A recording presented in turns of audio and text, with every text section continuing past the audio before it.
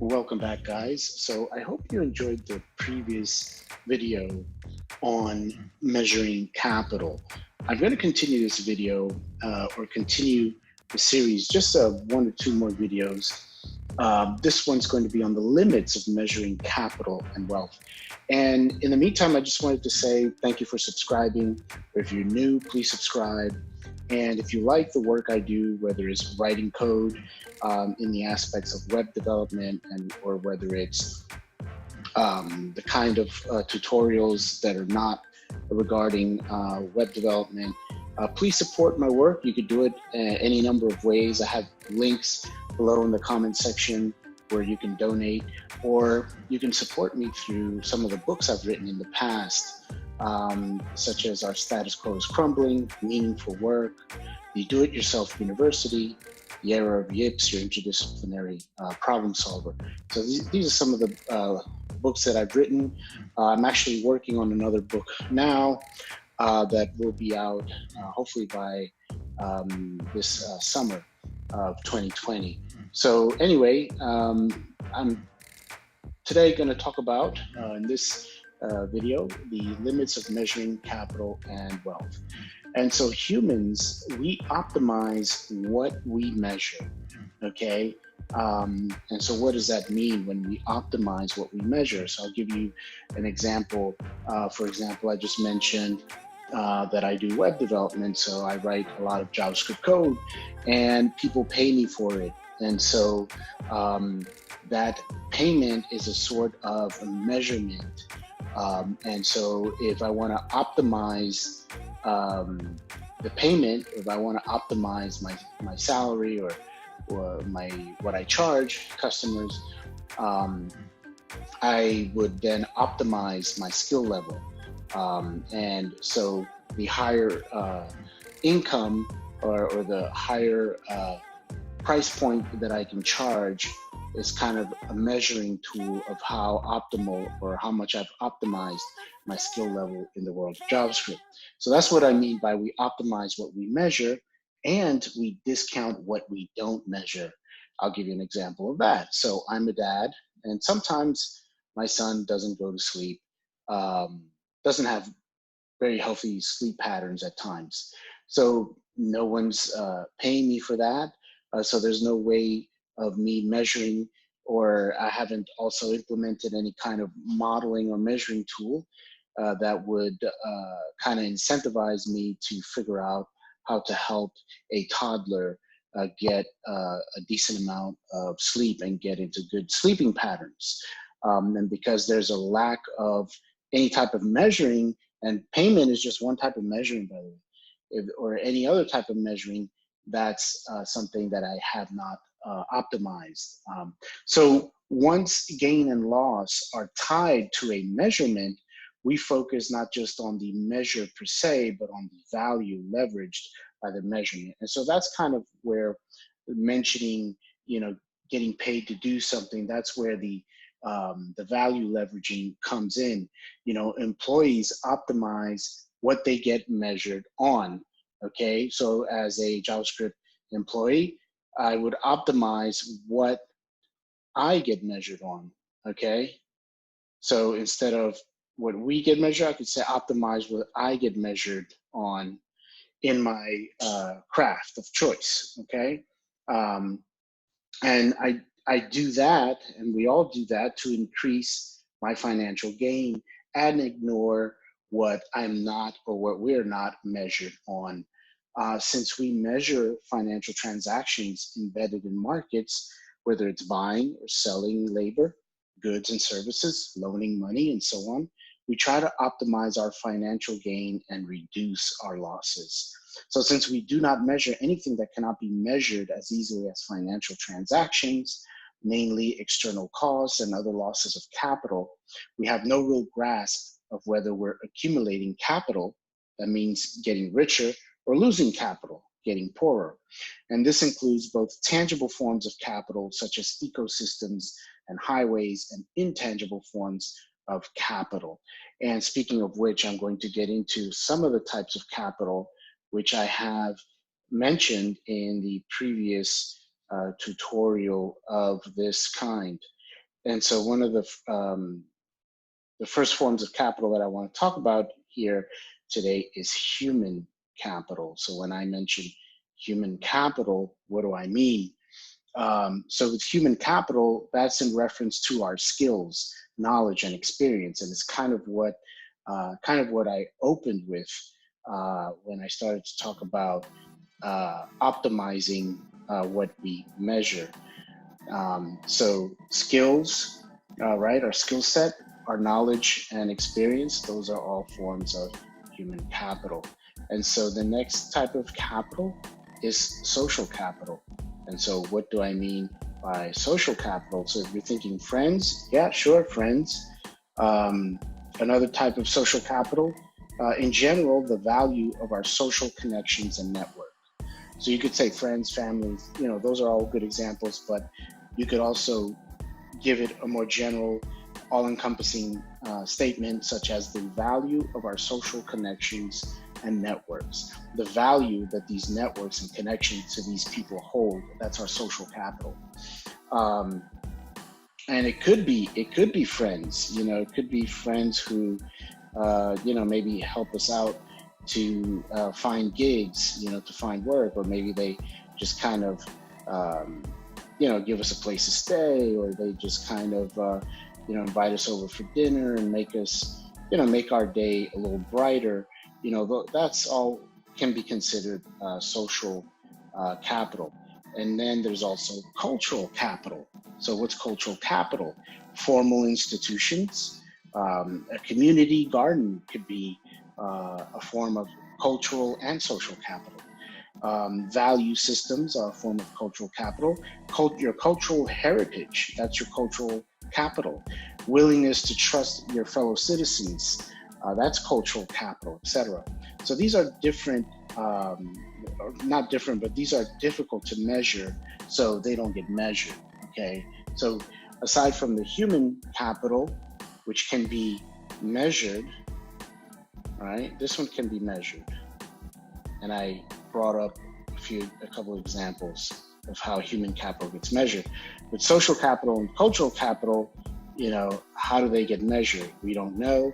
We don't know how to measure it, so we don't measure it. And so we don't leverage any kind of value on it, or we tend not to, generally speaking, as a society.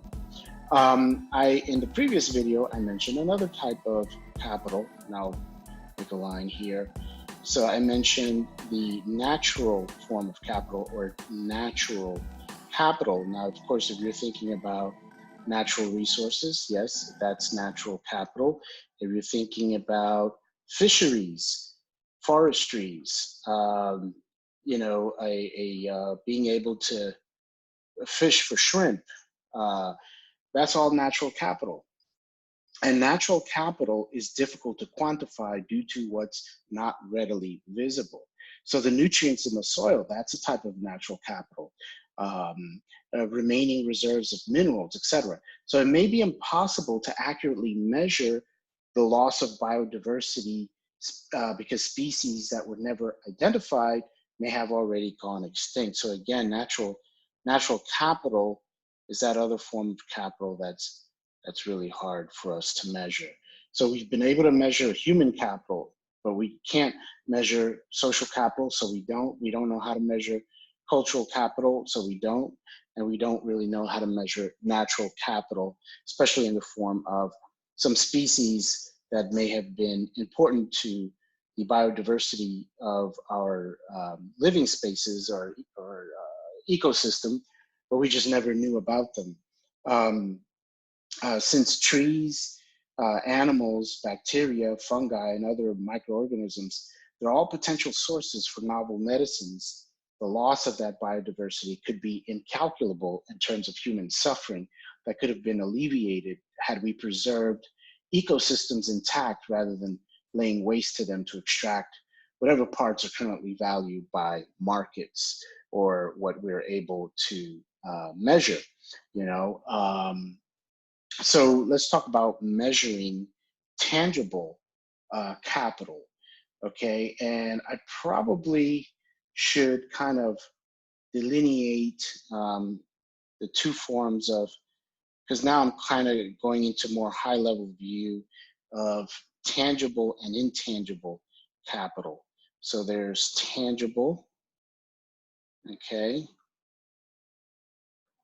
So of course, tangible are those things that we can see, feel, touch, right? Or rather at least see and feel and smell.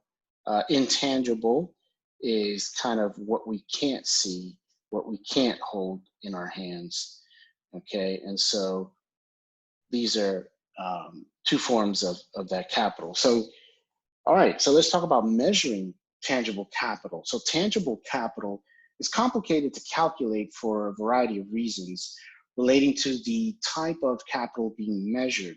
For example, tangible public capital such as bridges and roadways pose difficulties due to the opportunity costs or opportunity costs embedded in every capital expenditure. Okay, so what else of greater value could this capital have been invested in? So when I say opportunity cost, and I should write that somewhere so that you guys know what I'm talking about. So I'm going to erase this top part here. So, because when I talk about opportunity costs, what does that mean? It's like, okay, well, we can spend money on this bridge, but is there or was there something else that we could have spent this money on? So that's what I mean by opportunity costs. In fact, let me try to just hurry this process along and just get rid of all that, right?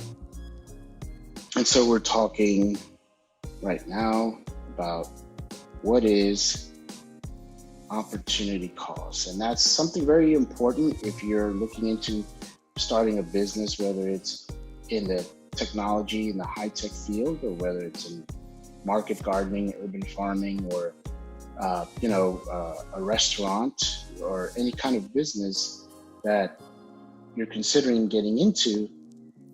You always have to ask yourself, what could I do with this money that I'm going to use to start this business that could be used elsewhere, that could, I don't know, bring a much larger return on investment than what I'm about to do here. Okay, so again, just some examples of opportunity costs and what it means.